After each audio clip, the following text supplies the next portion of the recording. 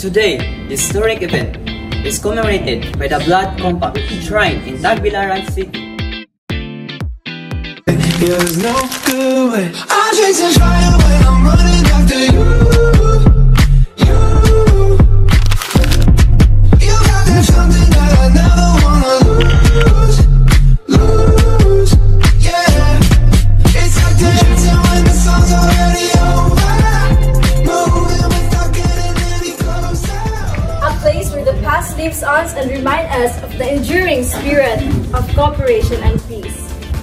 Join us as we trace the legacy of this monumental moment, exploring its significance, its impact on the future of the Philippines, and its lasting place of the heart of all Filipino people.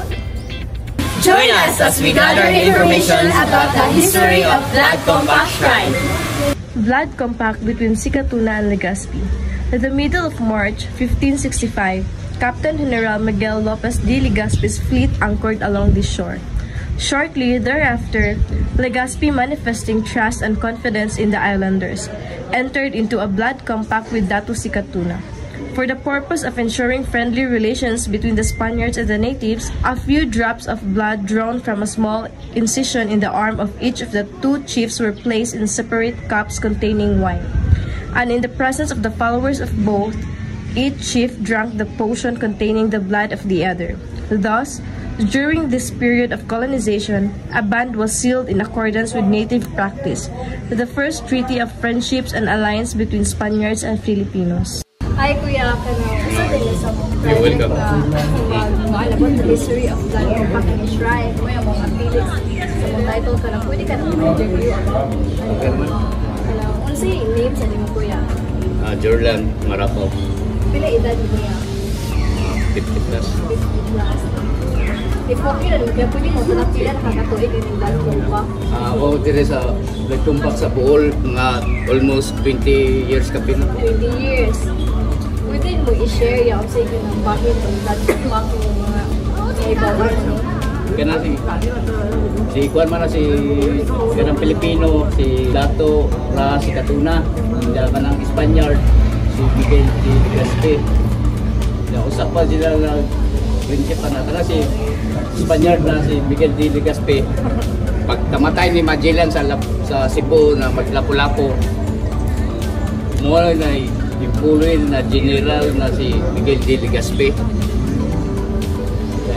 Mula na siya o kuano ka ng friendship o Blood Compact. Pinaagi sa imnunon na tubak o isagulan nila o blood nila sa Spaniard o Pilipino na baylo sila og baso sa blood na Spaniard o Pilipino o Blood Compact. Ano na siya? Para po ay nahibawan ako. Salamat. Pero dili na sa lana hitabo sa kay nahadlok na si Miguel de Legazpi parehan ni Magellan na napatay si Magellan sa Cebu.